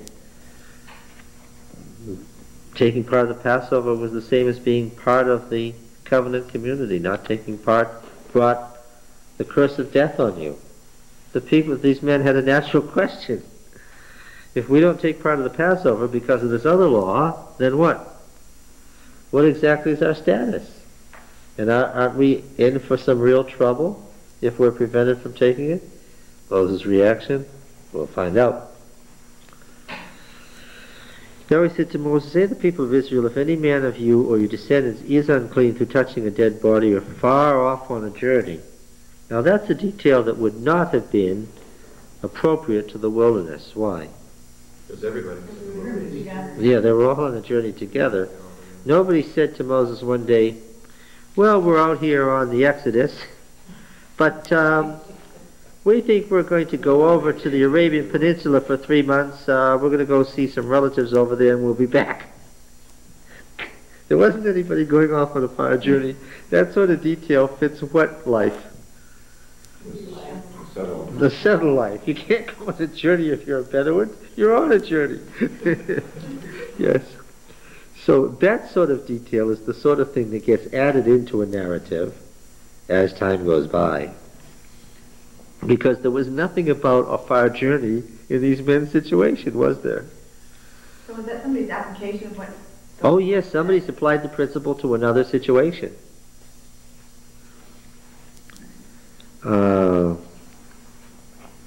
Yeah. I was far off on a journey. He shall keep the Passover to Yahweh in the second month, a month later, on the 14th day in the evening he shall keep it. and they shall eat it with unleavened bread and bitter herbs. They shall leave none of it until morning, and nor break a bone of it. According to the statute of the Passover, they shall keep it. But the man who is unclean is not on a journey, yet refrains from keeping. That person shall be cut off, because he did not offer Yahweh's offering at its appointed time. That man shall bear a sin. If a stranger sojourns among you, you'll keep the Passover to Yahweh according to the statute of the Passover. And again, the stranger, this is obviously added on. The sojourner among them, again, presumes what period of time? The settlement in Canaan. Of one law. That may not necessarily be true. I mean, they were 40 years in the wilderness, and they weren't on the move every day. They camped for months, often years at a time. But they wouldn't have sojourners, resident aliens. Sure, why not? Well, Moses' father-in-law was a resident alien, came for a visit, went home. Just when I thought he found a resident alien, couldn't happen in a worse time, huh? You're right, there was a resident alien there. Probably. It probably was from a later time, but you have found a resident alien at the time of the Exodus. Well, why wouldn't they just make him of one of the tribes? Well, Moses tried to. That comes on further. But in order to do that, you'd have to stay and become part of Israel in a specific way that he hadn't done yet. So yes, there could have been resident aliens during the Exodus. Oh my. Well, again, and they went from watering place to watering place to the major oasis. And there's probably 6 people who happened to be there when they showed up and said, "Do you mind if we stay?" Well, no. It could have happened, yes. The caravans traveled those same routes. The people who lived in those parts of the wilderness traveled in the same way. It's possible that it happened just that way. Yes, but would they want to say, yeah, I want to do what you guys are doing? Maybe, maybe not. Maybe they needed to find out what they were doing first. On the other hand, if I was at a watering hole and I saw Israel bearing down on me, I'd settle my asses and look for another watering hole.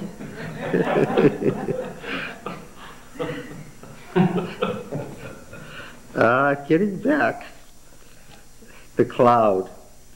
This cloud is clearly connected to both the sanctuary and Moses' tent, and that's what makes it difficult to deal with. On the day that the tabernacle was set up, the cloud covered the tabernacle, the tent of the testimony, and at evening it was over the tabernacle like the appearance of fire until morning. Now this whole description came originally from Moses' tent and got transferred to the sanctuary. So it was continually, the cloud covered it by day and the appearance of fire by night, whenever the cloud was taken up from over the tent. After that, the people of Israel set out, the place where the cloud settled down, the people of Israel encamped. At the command of Yahweh, the people of Israel set out, and at the command of Yahweh they encamped. As long as the cloud rested over the tabernacle, they remained encamped. Even when the cloud continued over the tabernacle many days, the people of Israel kept the charge of Yahweh and did not set out. Sometimes the cloud was a few days over the tabernacle. According to the command of Yahweh, they remained encamped. Then according to the command of Yahweh they set out, and sometimes the cloud remained from evening until morning. When the cloud was taken up in the morning they set out, or if it continued for a day and a night, when the cloud was taken up they set out. Whether it was 2 days or a month or a longer time that the cloud continued over the tabernacle abiding there, the people of Israel remained in camp and did not set out. But when it was taken up they set out. Do you think you can say this again? This is called conflation of sources. Yes. You can recognize conflations by now, right? We've read a whole bunch of them where the same thing is said over and over again. Well, the pastors do that in order to get their point across too at sermon time, don't they? They repeat it so that you don't forget it. Yes, and it's possible that oral tradition was the reason for the conflations in the first place. And that's a standard scholarly ploy for explaining these conflations. So see, you don't have to be a scholar to come up with a scholarly explanation. Whether it was maybe you are a scholar, I don't want to say that you're not. Whether it was 2 days or a month or a longer time, continual time, people remained in camp, didn't set out. When it's taken up, they set out. At the command of Yahweh, they encamped. At the command of Yahweh, they set out. They kept the charge of Yahweh at the command of Yahweh by Moses. It's quite a paragraph. Now, the silver trumpets. There are 3 kinds of trumpets in the Old Testament. all of them used for marking calendars and for warfare. 2 of them are made from a ram's horn, and the third is a metal trumpet, very long. The Egyptians made these. There's even pictures in Egyptian tombs of these trumpets. The bottom end sat on the ground like those things they have in Switzerland. Yeah, okay. 2 silver trumpets of hammered work, used them in summoning the congregation and for breaking camp. When both are blown, all the congregation shall gather themselves at the entrance of the tent of meeting. If they blow only one, the leaders or the heads of the tribes. When you blow an alarm, the camps that are on the east shall set out. When you blow an alarm the second time, the camps on the south shall set out. Alarm is to be blown whenever they set out. The Septuagint adds the tribes in the south and west. It's just dropped out of here by accident in the Hebrew. I don't mean that the Septuagint adds it. I mean the Septuagint has the original text and it's missing from the Hebrew. The same words are repeated 4 times. The scribe wrote them twice and thought he'd written them 4 times, and that's called haplography. Haplography is the opposite of dittography. Dittography is where you repeat the same words twice. Haplography is where your eye jumps down and by accident you miss a section. And the sons of Aaron the priest shall blow the trumpets. The trumpets shall be to you a perpetual statute throughout your generations. When you go to war and your land against the adversary oppresses you, then you sound an alarm with the trumpets that you may be remembered before Yahweh your God, and you shall be saved from your enemies. Another theological reason for their existence. So the trumpets is connected with Israel's warfare. If we were reading, for instance, the book of Revelation, and we came upon the 7 trumpets, we wouldn't interpret all that with Uriah Smith and a lot of modern evidence interpreters to be the Muslims of the Middle Ages, the Ottoman Turks or whatever, because we would already know, trumpets, this is concerned with the sanctuary service, this is concerned with the Holy War, so we've got to find out about how that's Holy War is interpreted from Numbers 10 onward. Yeah, it has to do with the battle, the last battle of the Great Controversy. It doesn't have anything to do with the Muslims or the Ottoman Turks or anything. But that's another story further on. All right. On the day of your gladness also at your appointed feast at the beginning of months, blow the trumpets over your burnt offerings and sacrifices and peace offerings. So, somebody's offering a peace offering. A priest would come out when it was being done and what? Blow a trumpet. Yeah. Serve as remembrance before your God. Now this is a series of laws about trumpets, and it ends, I am Yahweh your God. Which means what? This was originally part of the Holiness Code. Part of the description of the sanctuary service in the Holiness Code.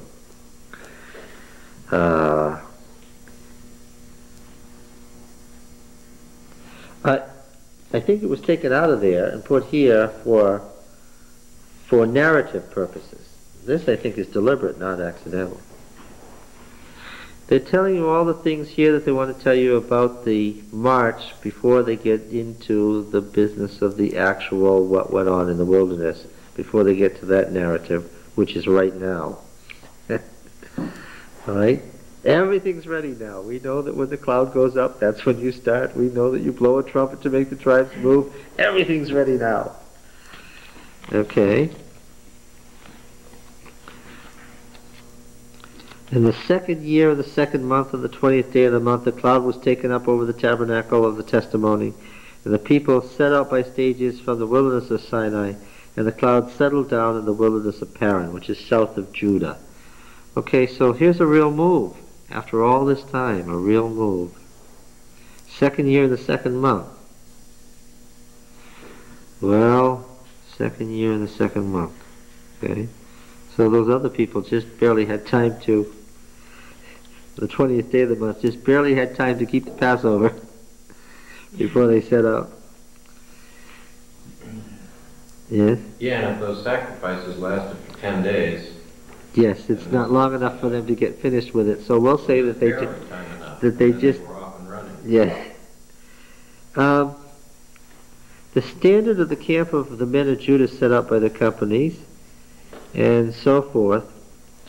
You know, there are only 4 beasts. And even though the 12 tribes are given traditional things, they're really the 4 beasts are the lion, the eagle, the ox, and the man, right?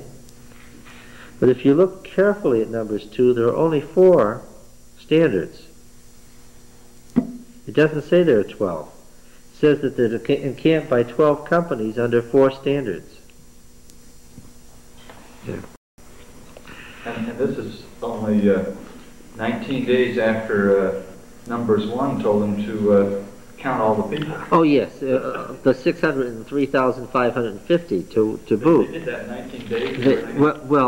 And even beyond that, they ordained the Levites. And do you know what it says that they were supposed to do to ordain the Levites? That all the men who'd been counted were supposed to put their hands on the Levites. So the 603,550 men were supposed to put their hands on the 22,730 odd Levites. And can you imagine the chaos that would have entailed? It would have taken longer than 19 days to figure out how we're going to do this. Yes, and actually what it probably said originally was that the leaders would have placed their hands on the Levites and ordaining them. Yeah. Now then. That would be a fun question to ask a fundamentalist. Can you think of a way for 603,550 people to touch 22,273 other people? Bend over and run them up. Okay. All right. Well, What it meant is pretty clear. There were only 2 families in Gershon, 2 families in Kohath, and 3 families in Merari. And there was only about 600 people involved in the whole thing. So, yeah, it was perfectly doable as long as you read the text in its original setting. Oh, there is a slight change here, which was interesting. Did you notice? In Numbers 2, the sanctuary was going, 6 tribes were going to go, and then the sanctuary with the ark in the middle, and then Gershon, Kohath, and Merari, and then 6 more tribes. That's not what it was here. First there was Judah, Issachar, and Zebulun, right? And then immediately behind them came Merari and Gershon, the 2 Levitical families, carrying the tabernacle and its hangings, the whole thing, except for the furniture. Then came Reuben, Simeon, and Gad, followed by the priests and the Kohathites traveling together with the furniture of the sanctuary. And what's the reason given? So that when they get there, right? So that then when they got there, they would find the sanctuary set up to put the furniture in, rather than sort of having the ark and the other. Remember, these things couldn't touch the ground except when they were in the sanctuary. So, what you would have had, you can picture it, right, is if they'd all traveled together, would have been standing there holding the ark while what? While waiting for the sanctuary to be put together. Which could have been It shows that maybe they were spread out. Oh, yes, it does. Yes. That they had time to erect this thing before the rest even got there. They're traveling by companies, which means that they weren't even all in sight of each other. Yeah. Well, either way, they had to stay around holding on to that thing then. well, One end No, or the we're- other, if it had to always be off the ground, because if you took the tent down, you have to pick it up, right? That's but right. if you take the tent down around the furniture, You the better get last it up thing on you take up is the no longer. floor, because the pieces were covered, Yes. so you're still safe. There was a lot of carrying. Yeah. That's why there's so many Levites. Uh, 25-year-old. yeah. They carried this thing for like about 60, 70 miles, which is how far it would have been. Between the encampments? Well, in this particular case, That's a long way to go one day. Would they just get it through the night or in shifts or something? Oh, I'm sure they did it in shifts. Came in at the ground? Yes. How heavy was it? How heavy was it? That's a good question. The lampstand was 130 pounds, if I remember correctly. Heavy enough. Then it had a frame, a wooden frame that it was hanging from. Right? No, it's snuffers and things. Yeah. I don't know that I would have wanted to be in the tribe of Levi. And nobody ever asked why they had to do it, because God said that was Oh, it was an honor. They were above the common people. It's verse 21. Then the Kohathites set out carrying the holy things, and the tabernacle was set up before their arrival. The explanation for why they moved Merari and Gershon out sooner. And the stand of the camps of the men of Dan, acting as the rear guard of all the camps. It's technical terminology. It's warfare terminology. Anybody looking on would presume these people are planning to kill anybody they meet. That's the implication. This is an army. Stay out of their way. They could kill you. Yeah. Okay. Well, let's just finish this chapter. And Moses said to Hobab, the son of Reuel, the Midianite, Moses' father-in-law. But we think we're talking about Moses' brother-in-law, right? Remember we've been through this? That this is Jethro's son. We're setting out for the place of which Yahweh said, I will give it to you. Come with us and we will do you good, for Yahweh has promised good to Israel. In every case that he talks to his relatives, he talks to them about Yahweh as if they know who Yahweh is. Okay. But he said to him, I will not go, I will depart to my own land and to my kindred. He said, do not leave us, I pray you, for you know how we're to encamp in the wilderness. This is a very interesting old story, and you will serve as eyes for us. Here the idea isn't that God's going to find the best place, but what? Hobab will tell them. Yeah, that he's going to tell them where to go, where the sites are and so forth. If you go with us, whatever good Yahweh will do to us, the same will do to you. That's part of a narrative. What's missing? This is no complete narrative. What's missing? What happens? What does he decide to do? Yeah, well, we find out later. How do we find out? Because the Midianite clans from this family are where? They're with Judah, the Simeon. They go up from Jericho to take possession of the Southland. So they set out from the Mount of Yahweh 3 days' journey. And the Ark of the Covenant of Yahweh went before them 3 days' journey. Well, there's a topography. To seek out a resting place for them. And before them would best be rendered among them. And the cloud of Yahweh was over them by day whenever they set out from the camp. This isn't to be read literally. There are old Jewish legends that said the ark was moving here on its own. Remember that passage in Paul where he says, and the rock that followed them was Christ?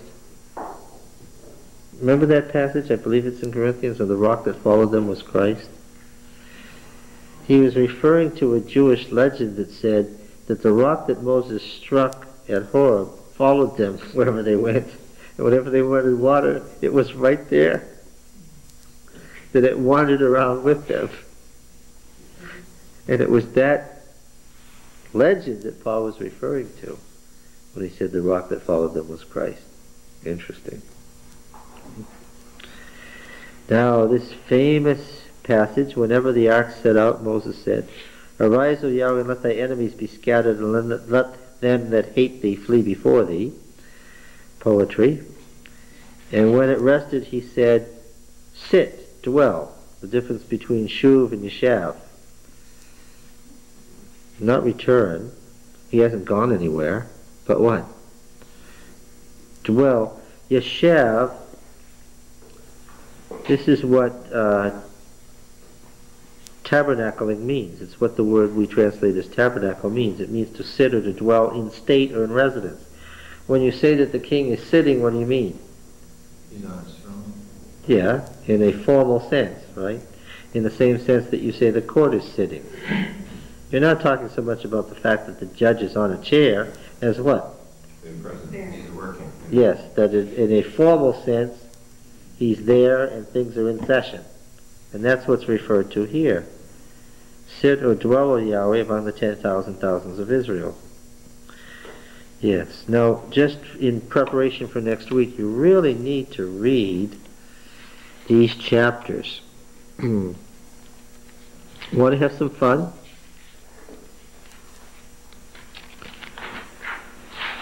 Want to have some fun? Chapter 11 is a conflation of two stories, and even a novice can separate them out. Separate out the two stories in chapter 11 and get two running stories that hang together. Here's one story, here's the other story. Okay? And you'll get two interesting, really interesting theological statements, and then we'll talk about why they were put together. That's fun. Tell me this also. In chapter 11, is it the sanctuary or Moses' tent? Now, chapter 12 is a follow-up of one of the stories of chapter 11.